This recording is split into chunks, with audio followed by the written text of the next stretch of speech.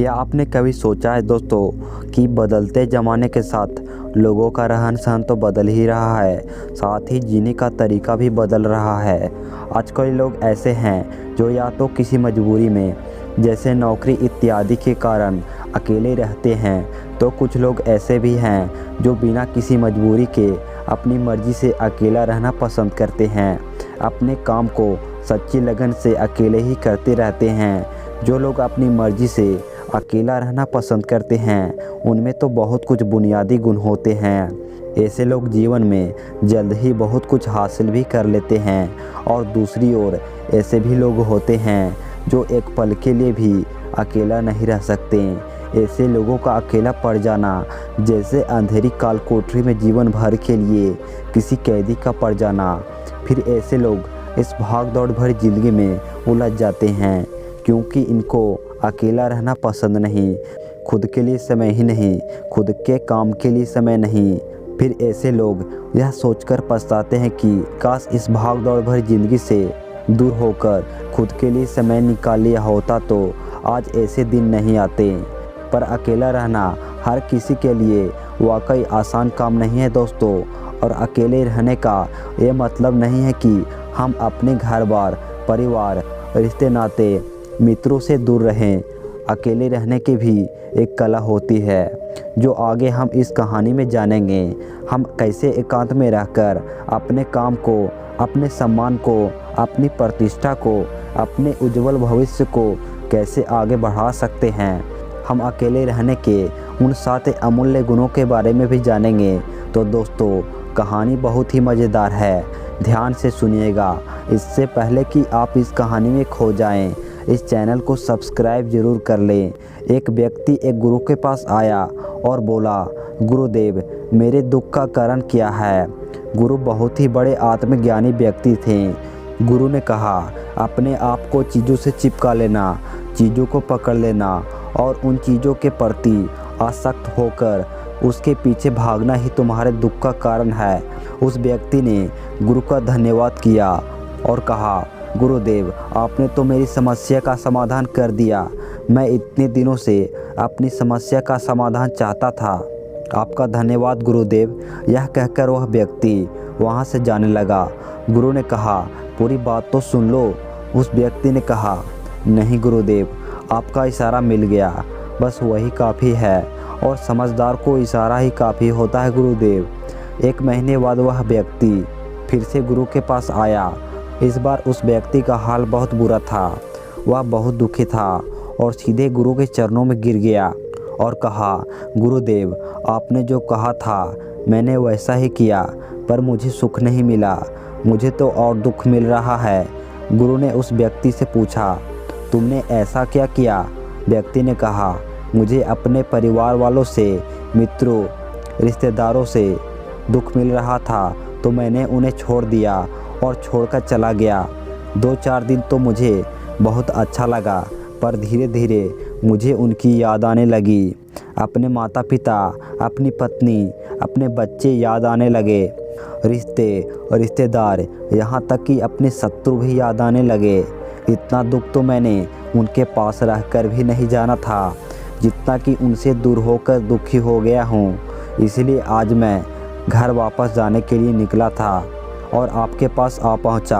आपने मुझे इतनी गलत सलाह क्यों दी गुरुदेव। गुरु मुस्कुराए और गुरु ने कहा, तुम परिवार को छोड़कर भागे, मित्रों, रिश्तेदारों, यहाँ तक कि शत्रुओं को भी छोड़कर भागे, पर यह सब तुम्हारी गलत फहमी थी कि तुम उन्हें छोड़कर भाग रहे हो। वास्तव में तो तुम उन्हें लेकर भाग रहे थे। व्यक्ति ने कहा, पर गुरुदेव, मैं तो किसी को अपने साथ नहीं लाया। गुरु ने कहा, जो चीज़ें हमें दुख देती है वह कहीं बाहर नहीं होती, यहाँ तक कि जो हमें सुख देती है वह भी बाहर नहीं होती। यह सब परिवार वाले, रिश्तेदार, मित्र, शत्रु, यह सब कहाँ बसते हैं। यह सब हमारे मन में बसते हैं। और जब तुम भागे तो तुम अपने मन को साथ लेकर भागे, और तुम्हारे मन में यह सब तुम्हारे साथ भागे, तो तुम इनसे कहीं दूर नहीं गए। जब जो चीज़ें मन में बसी हो और वह आसपास हो, तो वह जो दुख देती है वो हमें बहुत लगता है, पर वो बहुत कम होता है। और जब हम इन चीज़ों से दूर हो जाते हैं यानी छोड़कर भाग जाते हैं, तब मन उन चीज़ों को पाने के लिए फिर से प्रयास करने लगता है और तब यह चीज़ें बहुत ज़्यादा दुख देती है, जैसे तुम्हें हो रहा है। व्यक्ति ने कहा, तो गुरुदेव मैं क्या करूं? चीज़ों के साथ रहूं तो दुख, चीज़ों को छोड़कर जाऊं तो दुख। क्या मैंने सिर्फ दुख उठाने के लिए ही जन्म लिया है? गुरु जोर से हंसे और कहा, यह बात बिल्कुल सत्य है। यहाँ सब सिर्फ दुख उठाने के लिए जन्म लेते हैं, पर यह भी सत्य है कि इन दुखों के पार सुख है और उन सुख के पार दुख और फिर सुख और फिर दुख है। जिन चीज़ों में हमें सुख नज़र आता है वह दुख देते हैं और जिनमें दुख नज़र आता है वही सुख का कारण बन जाते हैं। उस व्यक्ति ने कहा, गुरुदेव क्या इस सुख दुख के माया जाल से बाहर निकलने का कोई रास्ता नहीं है? गुरु ने कहा, रास्ता तो है। अगर तुम इसी दुनिया में रहना चाहते हो, इन सब के साथ रहना चाहते हो, तो तुम्हें एक काम करना होगा। तुम ऐसे ही रहो जैसे कि तुम इस दुनिया में अकेले हो। सबके साथ रहो पर अकेले रहो।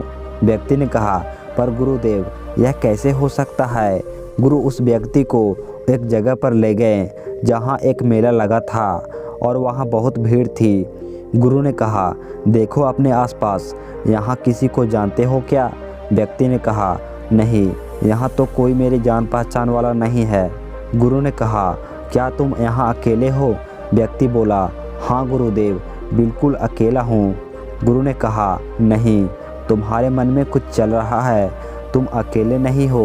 व्यक्ति ने कहा, हाँ, मैं जल्द से जल्द अपना घर जाना चाहता हूँ, अपनी पत्नी से, अपने बच्चों से, अपने माता पिता से मिलना चाहता हूँ, अपने मित्रों से मिलना चाहता हूँ, वही मेरे मन में चल रहा है। गुरु ने कहा, अब यह सब भूलकर आंखें बंद कर लो और अपना ध्यान यहाँ होने वाले आवाज़ों पर लगा दो। व्यक्ति ने ऐसा ही किया और जैसे ही उसने अपनी आंखें बंद की और सारा ध्यान वहाँ हो रहे आवाज़ों पर लगा दिया, उसे एक अकेलापन, एकांत महसूस हुआ। उसे लगा कि वह इतनी बड़ी भीड़ में भी अकेला है। सभी आवाज़ों के ऊपर ध्यान लगाने के कारण किसी आवाज़ का कोई महत्व नहीं था, बस आवाज़ें थी और वह था। उसने अपनी आंखें खोली और कहा, गुरुदेव यहाँ तो मैं बिल्कुल अकेला हूँ, सब हैं पर कुछ नहीं है। गुरु ने कहा, बस इसी तरह अकेला होना है तुम्हें। रहो सबके साथ पर भीतर से अकेला रहो। साथ में सब हो पर मन में कोई ना हो। जिसने इस तरह से अकेला रहना सीख लिया उसे कभी भी जीवन में दुख नहीं होता, उसे चीज़ें दुख नहीं देती, वह हर चीज़ में आनंद की प्राप्ति करता है। गुरु ने आगे कहा, महान सफलताएं अकेलेपन से ही शुरू होती है। अकेलापन हमें उन चीज़ों से मिलाता है। अपने अकेलेपन को नकारात्मक मत समझना, बल्कि उसे एकांत समझकर खुद को जानने का प्रयास करो। जब तुम्हें एकांत पसंद आने लगे तब इसका मतलब ये होगा कि तुम्हारा वास्तविक वजूद तुमसे मिलना चाहता है। इसीलिए अपने इस एकांत प्रेम का सम्मान करो। गुरु बोले, मैं तुम्हें 7 ऐसी खूबियों के बारे में बताता हूँ जो अकेले रहने वाले लोगों में पाई जाती है और उन्हें दूसरों से अलग और बेहतर बनाती है। गुरु ने कहना शुरू किया, पहली खूबी जो एकांत में रहने वाले लोगों में पाई जाती है वो ये है कि ऐसे लोग दूसरों की तुलना में खुद के प्रति ज़्यादा जागरूक होते हैं। वो खुद के स्वभाव और आचरण के बारे में ज़्यादा गहराई से जानते हैं। ऐसा इसलिए होता है क्योंकि जब हम अकेले होते हैं तो हमें खुद के बारे में सोचने का काफ़ी समय मिल जाता है, जिससे हम खुद के व्यवहार को अच्छे से समझ पाते हैं। एकांत में रहने वाले लोग खुद की कमजोरी और ताकत को भी अच्छे से जान पाते हैं, जिससे वह दूसरे लोगों की तुलना में किसी भी खराब परिस्थिति का सामना ज़्यादा अच्छे से कर पाते हैं। गुरु ने कहा, अकेले रहने वाले लोगों की दूसरी खूबी है कि यह सकारात्मक सोचने वाले लोग होते हैं। देखो, जब बहुत से लोग हमारे साथ होते हैं तो वहाँ एक दूसरे से तुलना, जलन, घमंड, लालच जैसे को विचार अपने आप ही मन में आने लगते हैं और फिर इंसान इन विचारों के बस में आकर उल्टे सीधे काम करने लगता है। हालांकि ऐसा नहीं है कि एकांत में रहने वाले लोगों के मन में ये विचार नहीं आते, लेकिन क्योंकि वो अकेले हैं इसलिए दूसरों से तुलना, जलन, घमंड जैसे विचार उनके मन में दूसरों की तुलना में थोड़ा कम आते हैं। साथ ही अकेले रहने की वजह से उन्हें खुद के बारे में सोचने का ज़्यादा समय मिल जाता है, जिससे कि वो अपने नकारात्मक विचारों को पहचान कर उन्हें कम कर सकते हैं, जिसके कारण ऐसे एकांत में रहने वाले लोग ज़्यादा सकारात्मक होते हैं। अकेले रहने वाले लोगों की तीसरी खासियत कि ये लोग ज़्यादा अनुशासित और आत्मनिर्भर होते हैं, क्योंकि अकेले रहने वाले लोगों को अपने ज़्यादातर काम खुद से ही करने पड़ते हैं, इसलिए दूसरों की तुलना में ज़्यादा आत्मनिर्भर होते हैं। साथ ही ऐसे लोगों को दूसरों का काम करना भी पसंद नहीं आता।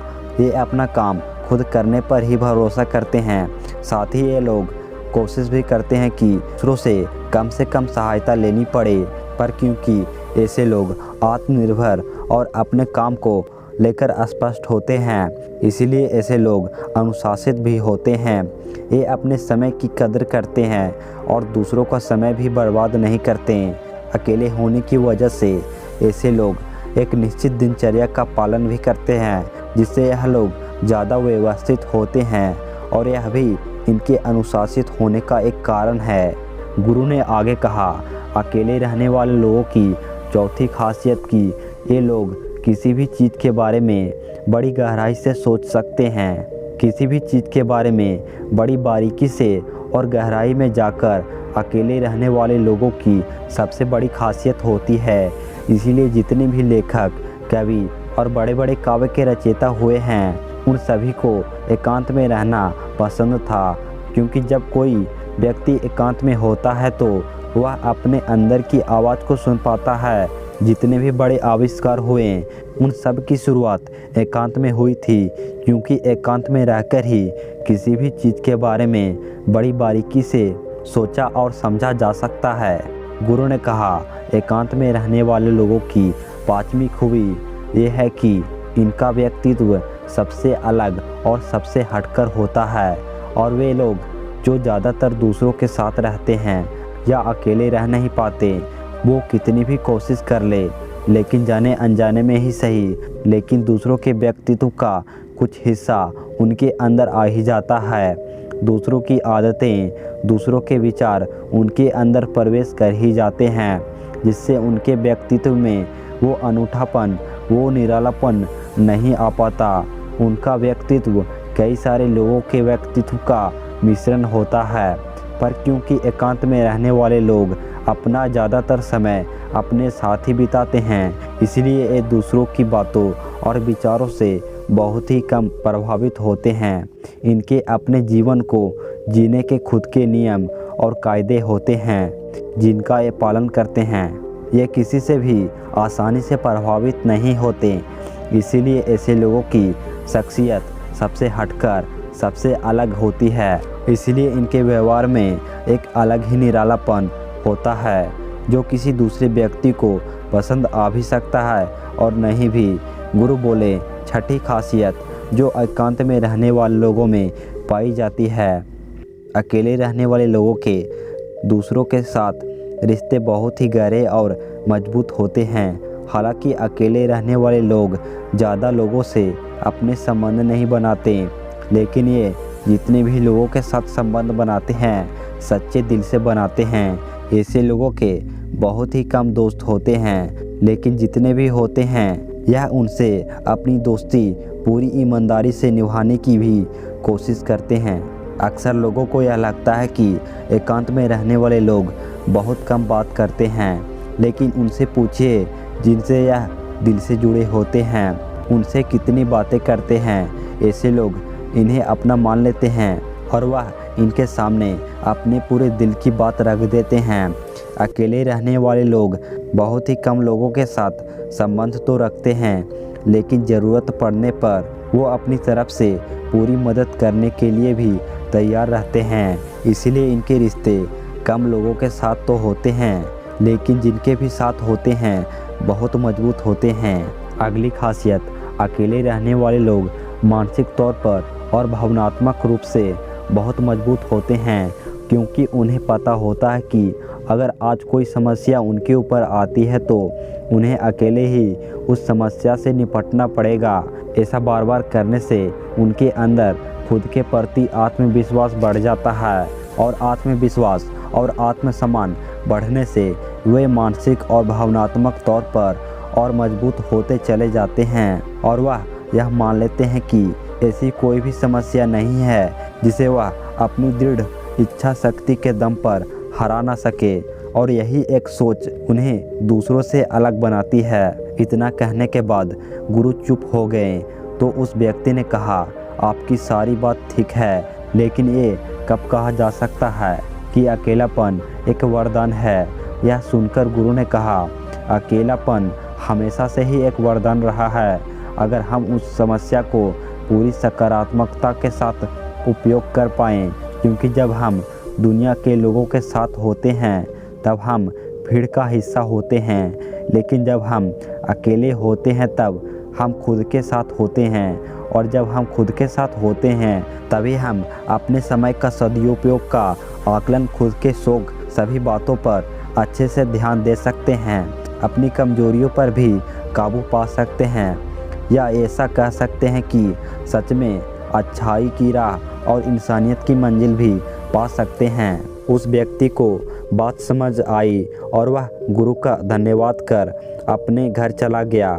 दोस्तों, हम इतना समझे कि जिन चीज़ों को हम पाना चाहते हैं वो तब तक हमें दुख देती है जब तक कि हम उसे पा न ले, और जब हम उसे पा लेते हैं तब वह फिर से हमें दुख देती है कि वह कहीं हमसे छूट न जाए, और जब वह हमसे छूट जाती है तब वह फिर से हमें दुख देती है। उसके जाने का दुख जो बहुत गहरा होता है। जीवन भर हम एक चीज़ को पकड़ते हैं, फिर उसी चीज़ को पकड़ते हैं, तीसरी चीज़ को पकड़ते हैं और पीछे की चीज़ों को विदा करते हैं। इसी तरह हम सुख पकड़ते हुए दुख को पकड़ते चलते हैं।